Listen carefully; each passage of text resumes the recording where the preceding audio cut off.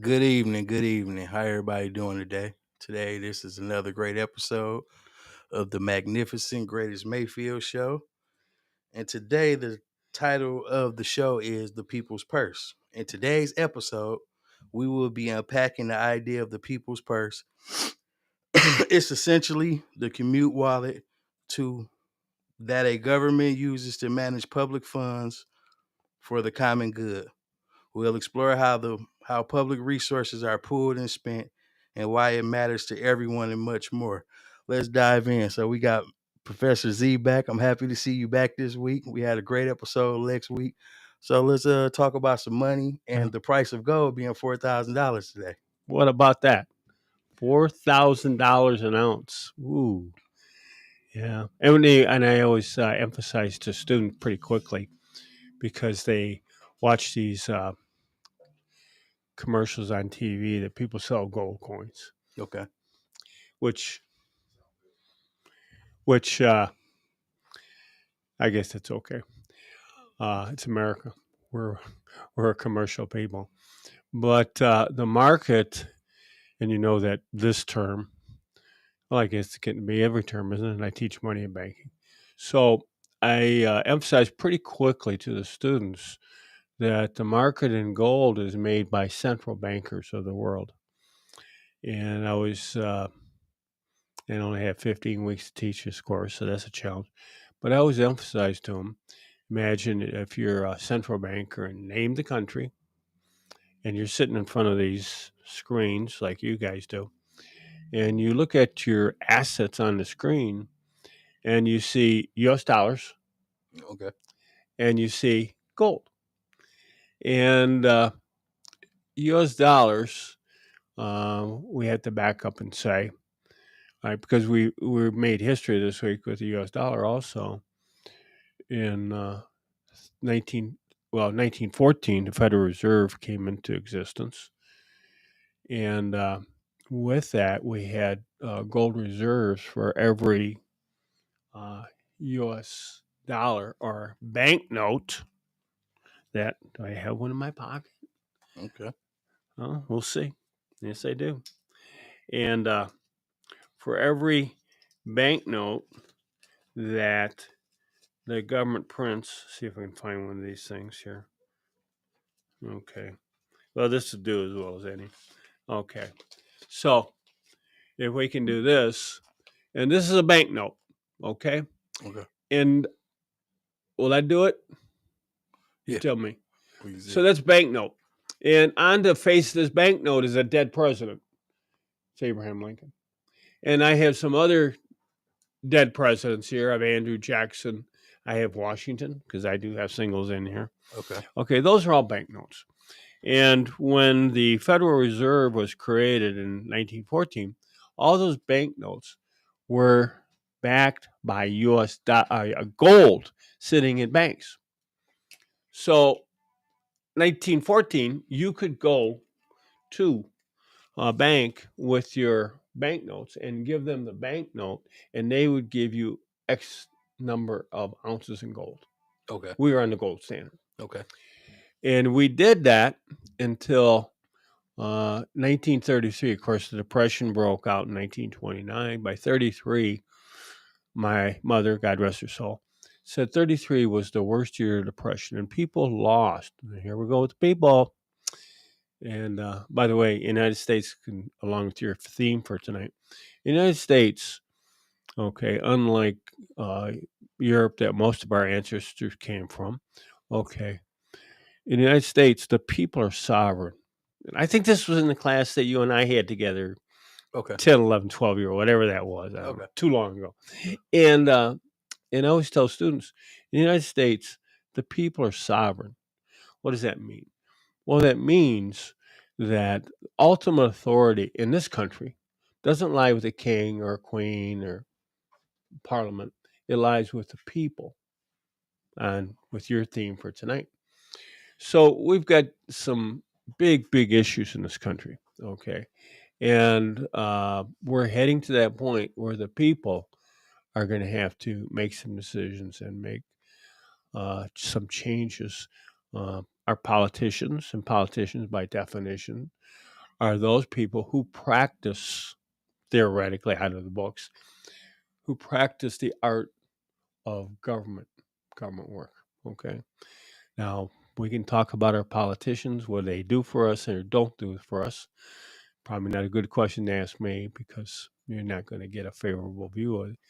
But, okay, what happened was we created the Federal Reserve in 1914, and we had gold reserves, and we went to the 1920s, the Roaring 20s, and then we hit the Depression in October of 1929. By 33, my mother said those were the worst years of the Depression, 1933. And 33, the American people lost faith in those banknotes. When they lost faith in the banknotes, they took them to the bank and went in. We got some banks up and down the street here. And they went in and they gave them those banknotes and they said, "We want gold. We don't trust those anymore." Hmm. Not good. So we started pulling all the bank. And by 33, Franklin Delano Roosevelt was president. And by 33, he called a bank holiday and he said, "No more can you or any other American, even though the people are sovereign, none of you can go in a bank anymore with banknotes that we've issued. You can't go in and get gold anymore." Hmm. So what were the American people left with? Well, those banknotes in their hand. And everybody had to trust each other, and other countries had to trust us. This now we're skating on thin ice. So that carries forward to August 15th of 1971. And I found out a fact in one of my classes a couple years ago. It was a money and banking class. And I said, August 15th of 1971. And the young lady yells out, "That's my mother's birthday." Hmm. Talk about making me feel old. And on August 15th of 1971, Richard Nixon was president. And on that date, he said, "We will no longer redeem U.S. banknotes to foreign countries." Hmm. So at that point, we no longer are redeeming U.S. dollars to everyday citizens in America. We're not redeeming them to other countries in the world who are holding our dollars. From August 15, 1971, the dollar is what we call now, it was floating. And it's been floating ever since. We're going to get to this week now. By 73, the dollar started to fall off in value because the politicians started spending more and more and more of those dollars and kept printing more of those. And they could do that by Article 1, Section 8 of the Constitution, the one you studied. And they print them, print them, print them, but there was no gold there to back them. So the value of the dollar fell in 73. So, quick question. So, if they're doing that, is that illegal? No, it's legal because it's in the Constitution. Okay. So you could print it without nothing backing it. Yes, it's Hmm. in the Constitution. Okay. And those of you who are listening out there, okay, James has been through this with me, okay, and in my bag down here, I always carry extra constitutions. And it's Article 1, subsection 8, and the clause is 5. I got a question. Yes, sir. How does the book, The Creature from Jekyll Island, fit into all this? Is it a good description of those events from? Go ahead and tell me the essence of.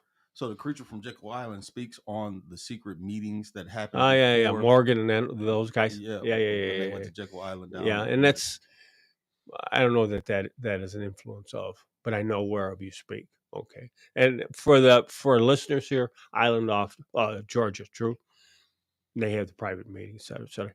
Boy, you talk about a group full of people that have control over Right. the money supply in this country. Okay, Right, and it leads from that time period of 1914 to 1921, and then 1929. and you hit into 14 because those people, and I forgot a couple of those senators that were involved in that one too. But that it was a big, big, big deal. It's a big deal in history. I don't want to cut off what you're saying, but we could talk about that book for a whole hour. Okay, Right. but those are very, very, very powerful people. Okay, they were at that meeting. That was previous to um, the Federal Reserve Act. The Reserve Act was in 13, I believe, but went into power And at 14. 14. Yes.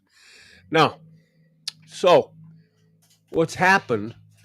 And yes, it's legal for the government to print money. And the word they use in Article 1, Subsection 8, Clause 5 is the word create.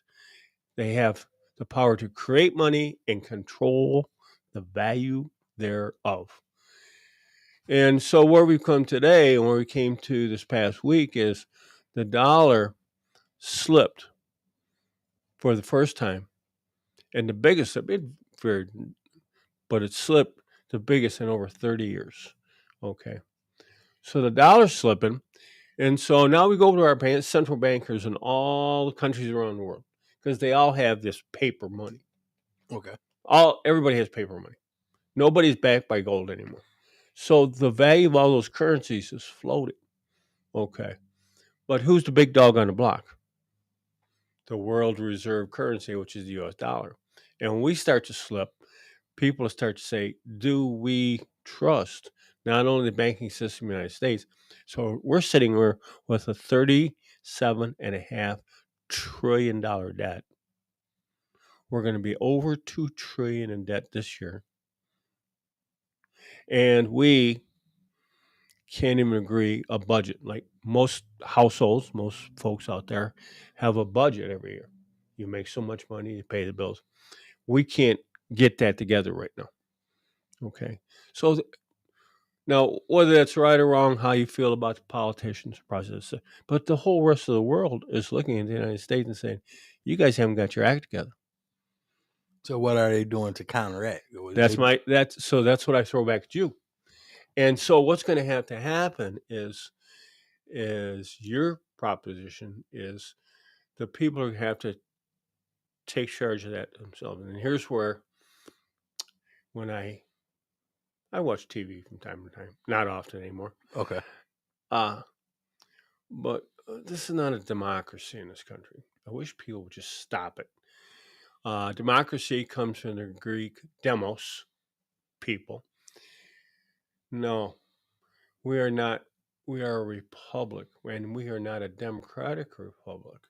Okay. The word republic starts with the letters REP.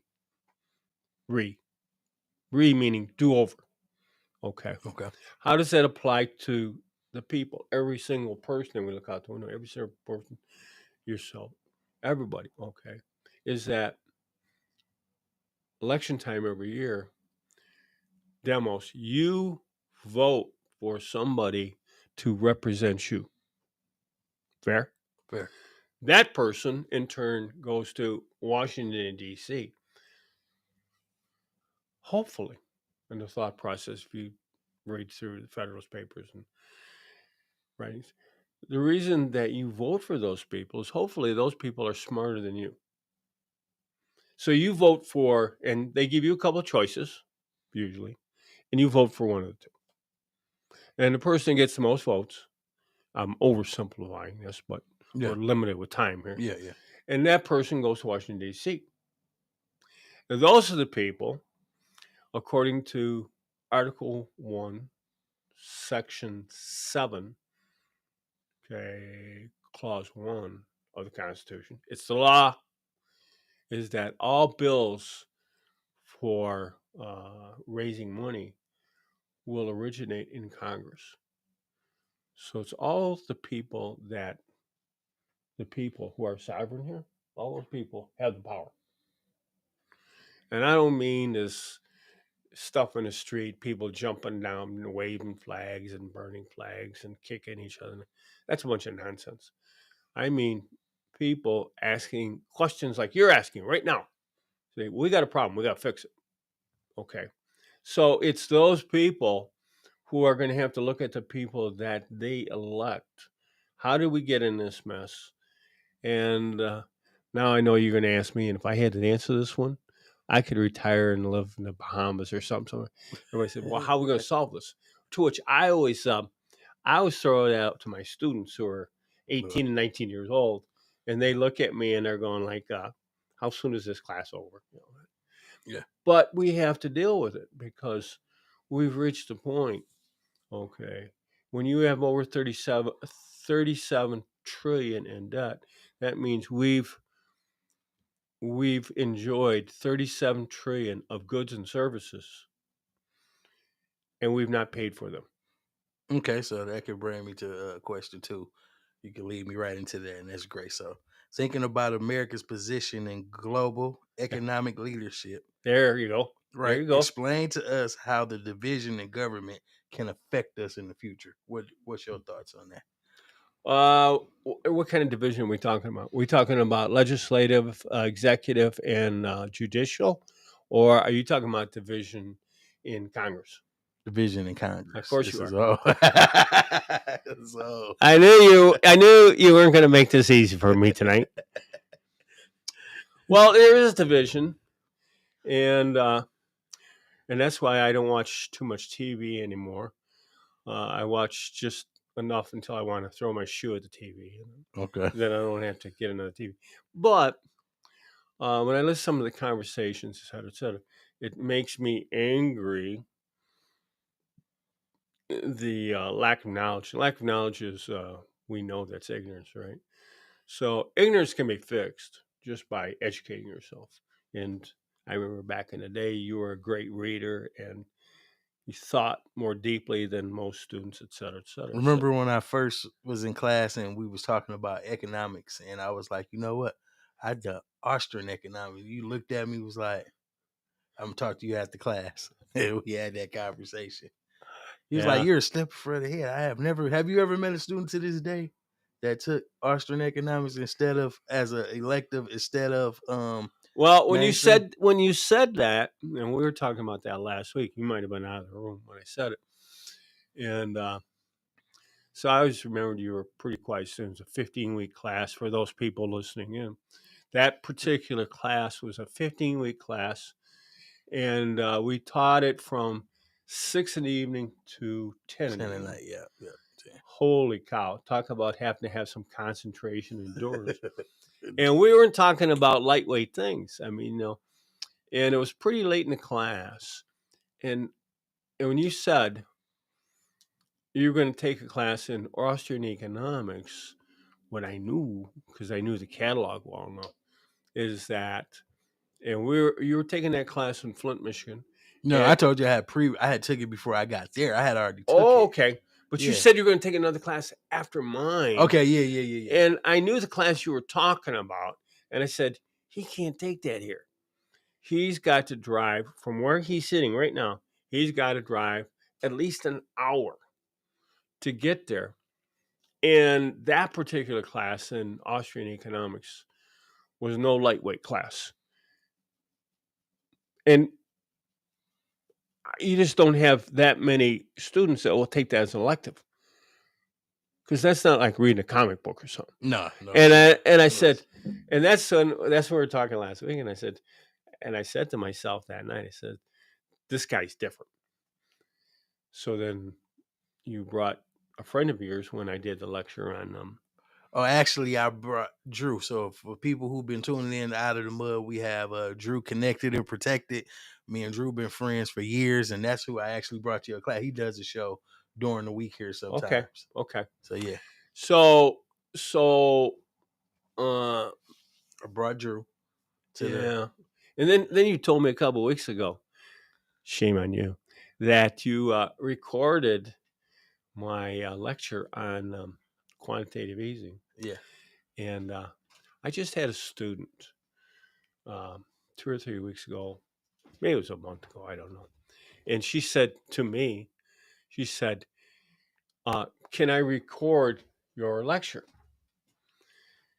And nice young lady. And she didn't get out of her mouth. I said, no. I'm gonna find it because I'm gonna find it. I'm gonna find But it. you told me that, and I told this girl a couple weeks ago. I said, maybe she's listening tonight. She's a real nice young lady. She, as it turns out, she she worries too much. I think she's going to do okay in my class. I don't know if she's listening or not. I probably shouldn't say that, but um, I said, I give you information. I put it on the board. Um, from time to time, I've had people suggest I write a book or do this. I don't have time to write any book. Okay, and that's one of the reasons when you called and said, you know, you want to do this one. I don't want to be writing any books or have it drawn out. So, and I made it clear, as long as we can come in and we can have this conversation, you can ask me anything you want. I might not like your question sometimes, but I'll give you as straight as answer as I can. But writing a book takes a lot of time, takes a lot of patience. You don't make any money doing it. And but I told her, I said, no, you can't record my words because that's my intellectual property. And then I told her that, and I swear to God, I think it was next week. He said, "Well, I got to tell you something. Back in the day, I recorded your quantitative easing lecture." And you said that. I looked at my phone. I said, he didn't say that to me. And then you said, well, then I played it on air. And then I hit it and I played it and I hit pause and I talked about it and I played it again and I hit pause. I thought, that son of a gun. He's taking my intellectual property. But anyway, no, I don't know of anybody that you did not pick easy piece of material to try and do that in format. I would like to hear how that went. Oh, it went great. It's actually on Facebook. So when I get some time, Yeah, I had to that's break it down in 3 episodes since it was so long. So we want to interact with yeah. our audience out there. We got Stephanie Winfrey. She said, "Does Wall Street play a role in any of this?" That's the question she asked for you. What we're talking about. The what do we know about Stephanie other than just Stephanie? I haven't Yeah, got my glasses on. well, Is she she a caller does. here or is Yeah, she in one of my classes? no, she's someone from our Okay, universe. all right, gotcha. Yeah. Well, the fact that Wall Street, in the sense that uh, I tell my students all the time, especially in money banking, since the question comes about Wall Street, and mostly people think of Wall Street and they think of capital markets. If you're in my money and banking class, I tell my students pretty early on that the money markets are 8 times larger than the capital markets.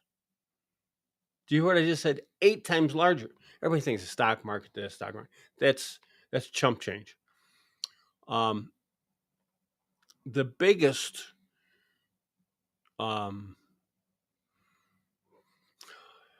U.S. For U.S. Treasury, the biggest broker for U.S. Treasuries in the world, we'll try and do this in 25 seconds, is an outfit called Cantor Fitzgerald. Cantor Fitzgerald was in the Twin Towers, 9/11. Okay. There's some Jewish things go to the 1800s. Cantor was a Jewish gentleman. Fitzgerald was an Irish gentleman. They followed for partnership. Cantor Fitzgerald now, today, is the largest broker of U.S. Treasuries in the world. They're just guessing. You go online and check it. They broker about 52, are you sitting down? $52 billion a day in U.S. Treasuries, which is a way that we finance that 37.5 trade. So they do play a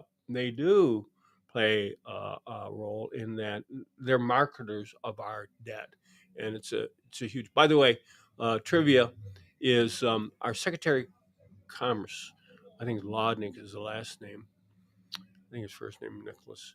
Anyway, he is from the Cantor Fitzgerald family, and on 9/11, that just wiped out the whole management team of Cantor Fitzgerald.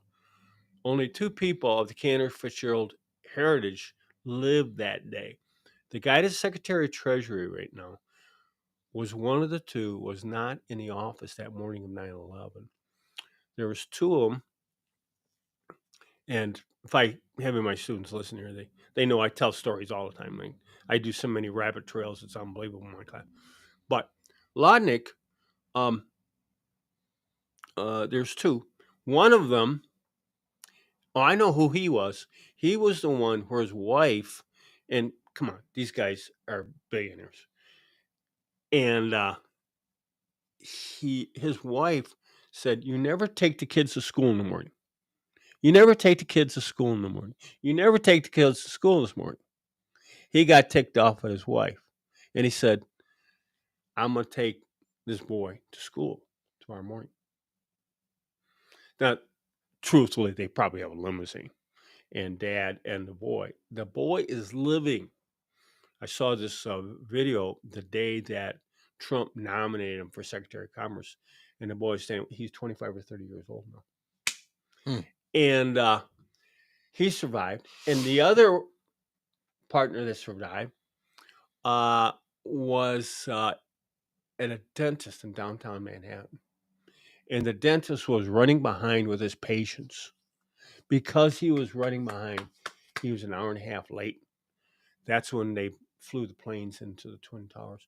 That guy that went to the dentist and Ludnick are the only two surviving officers of Cantor Fitzgerald that made out of 9/11. Hmm. But Cantor Fitzgerald, to your question, is they're just huge. They're the marketers of U.S. Treasury North, and so they're going to know when we talk about the U.S. dollar getting weak, because they trace this stuff by the second. Um, so that's Wall Street. Wall Street and Cantor Fitzgerald just huge in this. I hope I didn't go on too long on that one. Oh no, no. So, given the current political Oh boy, divides, here we go. how can we I knew he was good, people. I knew he was good. I how knew can we I was driving in. I said, I know he's going to do this to me. how Go can ahead. we realistically foster bipartisan solutions in the economic policy that actually benefits Yeah. everyone? Well, so what's going to happen, James, is uh, people are going to have to get so fed up with it. Okay, the extremes, that's going to have to go away. And the people who are maybe like you and I having this conversation, because this debt is not going to go away. And by the way, people, debt never goes away. People will file bankruptcies and say that debt never goes away. Somebody has to eat that debt. And people that have lent us money, do we want the main people have lent us money? Should we go ahead and say them? Yeah, yeah. China, Japan, and actually Saudi Arabia and Russia are in there too. But China is our biggest holder of debt right now. Yeah. And what are we going to tell them? Just go away? Yeah. They ain't gonna work. So we've got to really redo and rethink how we spend money and then how we finance our debt. So it's a huge. You're gonna give me a day or two on the show to speak 24 hours straight, Yeah, and we're gonna do I a don't. money. It's called money time. I know. Money time. Well, there are so many. That's a great question, but there's no simple answer. But we have to face some reality, and it's really the people. Um, the people. Well, you know what? It was interesting. I was learned, and they don't pay anything to teach. I was in banking for 27 years before we started doing this. Um, I made the money banking so I could teach in my later years. But you're always learning, okay? You're always learning. And so when I was in last week, what I learned is the genesis. What are we going to call that at Michigan State? I call it the family center, where Oh, Izzo, they built it. Francis Cleves. What do they call it? Oh, it's the Francis Cleves Center. It's named after I don't her. know. I know it's for the families, and the genesis of it was all the basketball players that came from Flint. Yeah. And Izzo and his wife have always been very family oriented people, and they've always been heavily influenced by the Flint crowd and the sense of family. And he always said when I always got tough, he says the uh, the Flint element, both in the basketball court and when kids come into Michigan State, they're 18, 19, 20 years old. Things don't always go perfect. And he said, he and his wife were always um, pleasant surprise. What's he been? Yeah, I bet he's been there 40 years now. And he says the the influence of families, these kids that come from the Flint area, and that's why when they built that thing up there, he was so proud of it. He says everybody from the basketball program is always welcome, and he said, especially those families from Flint through the years that started this thing. Oh, cool fact. Shout out to Tom Izzo. He just recently became the most winning Big Ten coach ever. He surpassed Bobby Bobby Knight, Knight. yeah. Yeah. So I was reading that, or I saw that online the last couple of days ago. So that was incredible. And the amazing thing is, he, yes, he passed Bobby, and I think he passed him last year. And the other amazing fact is, he still has his hair. And boy, that guy, I watch him on the sidelines, and I just say, I don't know if he's going to end up at a mental institution someday or what, but he is very, very emotional, and he's given us all over the years. So, good for him. I don't know how many more years he's going to do it, but he's quite a character. Yeah. Quite a character. So you run a great Yeah, program. yeah. So I I don't know what the answer is on that one, but Okay, we've got to that's we understandable. and it's going to have to. And I heard a guy say this about a year or so. It's going to have to get a lot worse before we Please. solve it. I don't want to think about that, but um, as far as the dollar getting soft and going down this past week, that's not a good deal.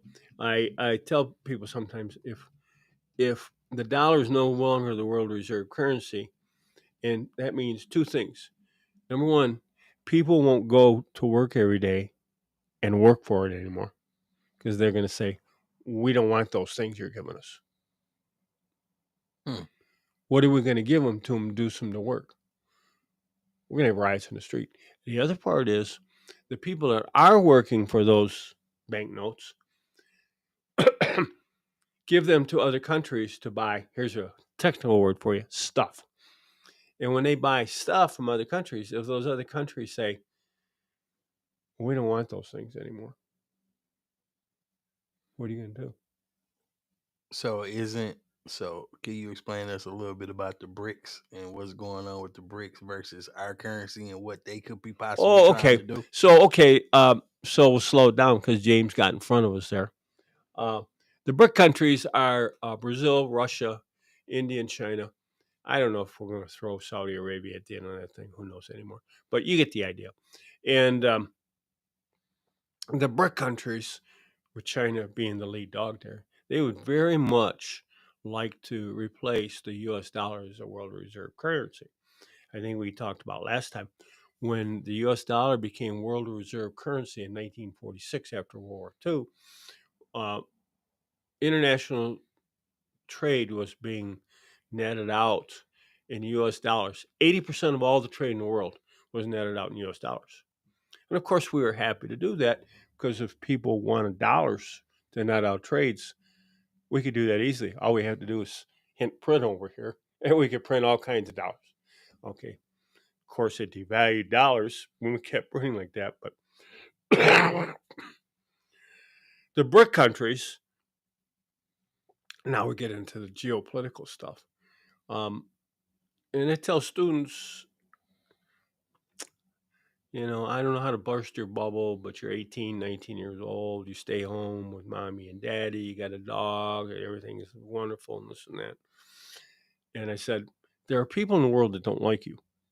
Hmm. There are people in the world that don't like the United States. See what I'm saying? The BRIC countries are not necessarily our friends. I'm just But saying. how are they? Have you heard of anything, or how are they undermining right now as we Sure. speak the U.S. dollar? I paid him to ask this question. I was watching something this past week, and I don't watch TV often. I flick through it and try and grab a little morsel here and there. So they're interviewing a guy. He's a farmer. I think he's from Nebraska or Iowa. And we're in harvest season out there. He's harvesting soybeans out in Iowa or Nebraska. And they're having a record crop. Best crop they've ever had. And their family's been doing this for like 60, 70 years. Best soybean crop ever.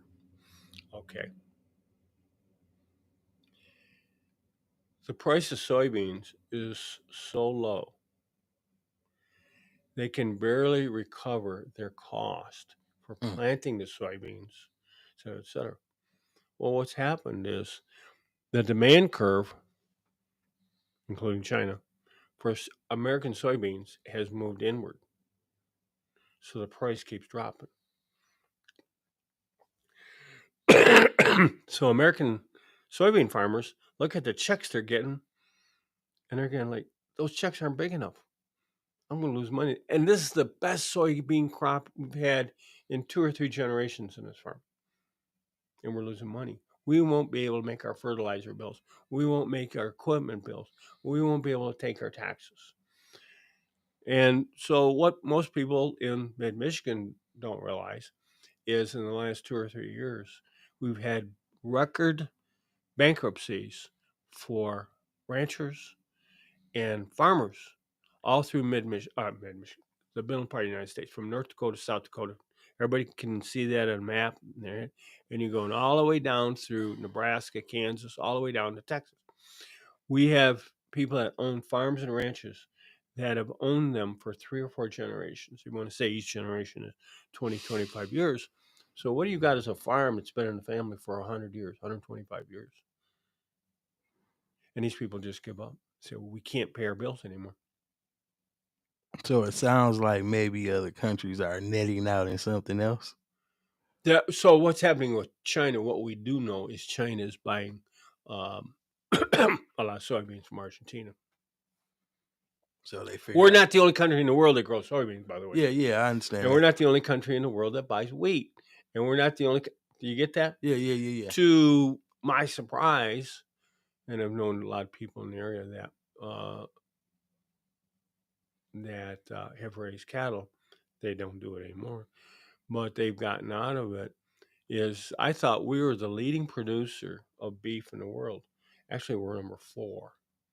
How does that? 4.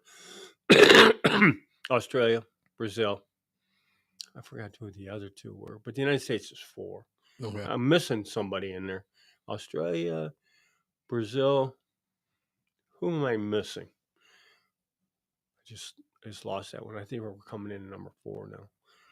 As soon as you tell me, I'll recognize it. James is doing his homework right now. Yes? No? Well, it says United States is 3, and then India is 4. Well, So it says I can't Brazil, believe India is 4. Australia. Huh? It says Brazil, Australia, United States, and India. India. I would have missed that one. I would have got Top 4, yeah. I would have Top gotten 4 India beef. wrong. Yeah. So that part of the market is changing, and since we're kind of heading that direction, I would say that when this country began. Oh, by the way, tomorrow's Columbus Day. Okay. So one thing I love about Columbus Day, so we know that Columbus discovered America. So they say. Well, don't ruin my story, James. Okay.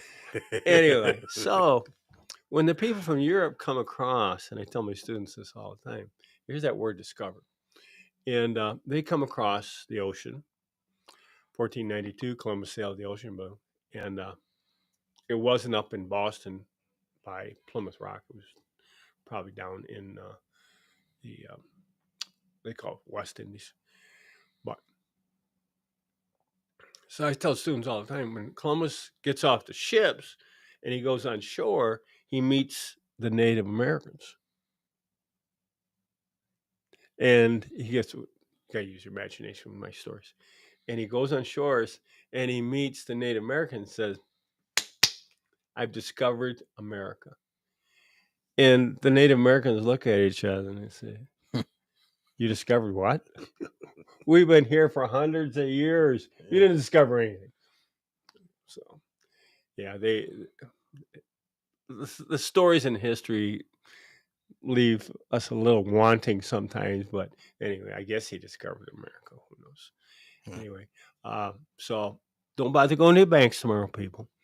Banks will not be open. All right. So where are we going to go from there? I So, probably gave you a long-winded answer well, there. now Went this one nowhere. is this question.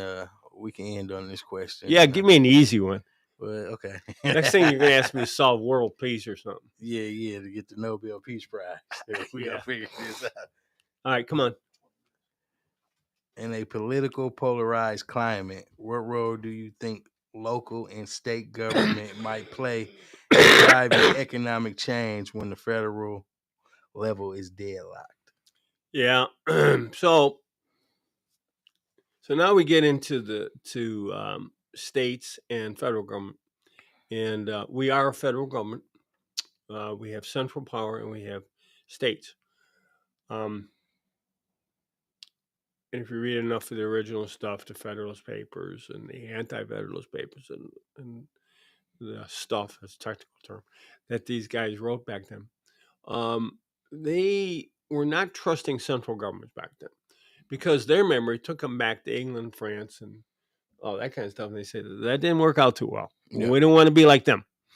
And so the federal people are backing the federal plan, including Hamilton, Madison, and they were saying we had to have a centralized government to perform some duties, and the two big ones that we talked about probably since you and I were in grade school, high school, were always to collect taxes and make wars. And by the way, I'm going to go on the record here. All economists hate wars. I don't care if they lean to the left or lean to the right. Is when you have wars, and our latest one is the Ukraine. Most of them are unnecessary, but Hard? most of the wars are unnecessary. But Yeah, exactly. So, and the reason they're unnecessary is and I always tell people, politicians start wars and politicians end wars. The young people fight the wars. That has never changed in history. But we have wars and we burn scarce resources, and they are scarce. Number one. Number two is we shoot our customers. That doesn't make any sense. And most of our income, most of our trade now comes from international trade. And we go around the world, we're going to start shooting people. None of that makes sense. So, but there will continue to be wars. I don't see how that's going to change. But so can the local and state soften the blow? Okay, well, let's see what local and states do is now we get down to how do people live every day, and we've got a course, and how we got a course at Northwood. It's called public finance, which is now you start studying what kind of schools do you want to have in this community, what kind of water system you want to have in this community, what kind of hospitals, what kind, and that's public finance, and that's where people from state to state to state, okay, and they sure have different views. If you traveled a lot in this country and talked to people from different states, they couldn't be more different. Sometimes I used it because I was born in Detroit, and I said, anybody here been to the UP? And sometimes you get people. And I said, are the people from the UP different than the people from Detroit? And they go, yeah, they're different. I said, if something happens when you cross that bridge, I said, they're different. And that's what the state and local is about. And so the founders originally had to try and find that balance between the state and local. And then how are they going to pay for whatever it is they want? How are they going to pay for their schools? How are they going to pay for the roads? How are they going to take care of the roads? You get it. And I'll tell you, I'm very lacking in my. It appeared 2 or 3 years ago that they're going to ask me to teach a public finance course. And I said, well, now here's something else I'm gonna have to learn, and people couldn't be more different on what they value in their communities. So I respect for it. And the thing with state and local is they have to finance everything and through bonds, just like the federal government has to sell bonds. They have to sell bonds, and they have to go to the people. They have to go to the people. If anybody here's ever voted, they give you 3, 4, 5, 6 bond offerings, and which ones are you going to approve? That's how you pay for your schools. That's how you pay for your roads. That's how you pay for a new water system, et cetera, et cetera. So very interesting. I'm totally ignorant on that subject, but Okay, that's fine. I just had to ask you. Well, I appreciate you coming down and talk to me tonight. It's a great you didn't episode. I ain't gonna lie to you didn't waste any time. You just hit me with the big one right out of the box. Boom, Yeah, take man, that. that's my style. And you know I what? was, but as time go, they'll probably ease up in there. We'll Yeah, I figure thought, out yeah, stuff to talk about. he's gonna go. Yeah, we about to get ready. He's gonna go soft on me, and yeah. So I do the best I. And with most of this stuff, people got to start finding the middle of the road, and they got to start solving problems. Yeah, Yelling and screaming at each other, it's just making it worse and worse. We've got big problems, and the issue is that there are people in the world that don't like us. Now, we can yeah. have our differences among ourselves, but the people from the outside that don't like us would just soon get rid of all of us together. So somewhere along the line, and they always say that, and I haven't been around in any of the big wars, but they always say in the big wars, we always forget our differences. And you know, they always say that you don't mess around with Americans, like in World War One, World War Two. I don't know about Vietnam or Korea, but anyway, you know, when you back Americans in the corner, they do unite and they drop these stupid differences between them. Hmm. But then we always go back to the nonsense. Okay. And I think we go back to it because of human nature. I'm not sure what the answer is. So Okay, so this is something to you're think gonna about next week. No, to put on are your you I mind. was gonna say, are you gonna light on me next week? Yeah, I think we could probably Hit talk me about. with another bomb. No, we could probably talk about what we could do as Americans to self govern ourselves and do things that take less stress off of thinking about what's going on, things that we can't really control at this moment. Yeah. So, I'll come with some questions and we could do some brainstorming together and figure out, some solutions what we think people can do instead of looking at all the madness because a lot of it we can't really control at What this this point. yeah, that's true. So, That's true. And I get so many people from time to time.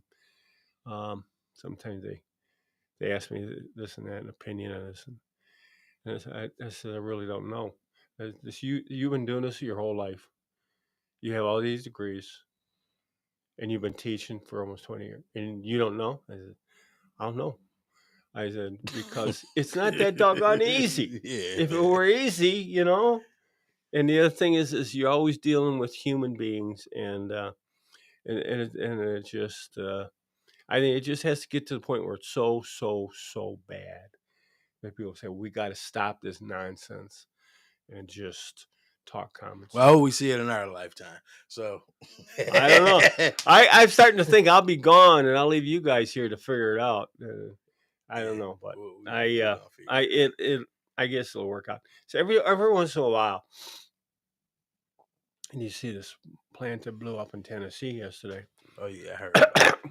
and you think about Japan at the end of World War II, Hiroshima and Nagasaki, and then you think about what Germany looked like at the end of World War II, and they literally look like what that facility looks like. Yeah. It was like, and those countries look at them today, and I said, well, I guess it's going to work out. It's just that when I look at it in the moment, there's no way out of this thing. Hmm. So those of you listening, or if we come in and talk next week, here's one that you can get to James on.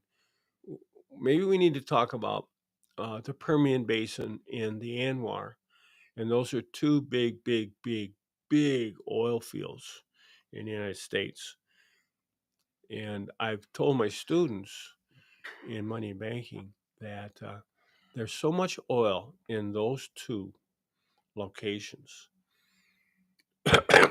There might be enough there might be, for us to pay off this national debt. That's just how much oil there is there. Right now, the Permian Basin in West Texas is producing more oil in a day than Saudi Arabia does in a day. And the Anwar, we've not even really explored. We're I think negotiating traffic issues with caribou up in Alaska. But when politicians get done, no, just kidding. There's so much oil in Alaska; it's just unbelievable. Plus, we've got other fields, the Marcellus in West Pennsylvania. But we've been blessed. We're lucky. And we're going to be bringing a lot of interesting stuff to you guys over these winter months. Professor Z will be coming down when he can, and we'll be talking about this, or we'll have him on the other end. But anyway, one thing I do want to talk about in the future is the proper and necessary clause. Necessary and proper. Necessary and yes, proper, necessary. Yep, you're right. It's a lot to unpack because it's like, are we going to ever get away from what we? Yeah. Well, and I'll tell you, I don't want to blow it up for James, but let's just wait. Okay. I know the answer to the necessary and proper clause is, and he's right. It's in Article 1, Section 8, where it says the federal government can create and control the value of money. But it's also in the 13th, 14th, and 15th Amendment, which are called the Civil War Amendments. And what they do is they spell out the changes that are going to be made because of the Civil War. But at the end of each one of those is a necessary and proper clause. It's Catch 22. It's and you guys can go look that up in the Constitution. So when James throws that at me, and I'm ready for it, and I know how that all ties together, but I'll leave that, and we'll have that another evening. I suppose. Cool. Well, it's been a pleasure to have you out here today. Appreciate you coming out again. And we appreciate y'all tuning in. If y'all got anything y'all want us to talk about next week, drop them in the comments, call the number, and we out of here. Appreciate you. Bye.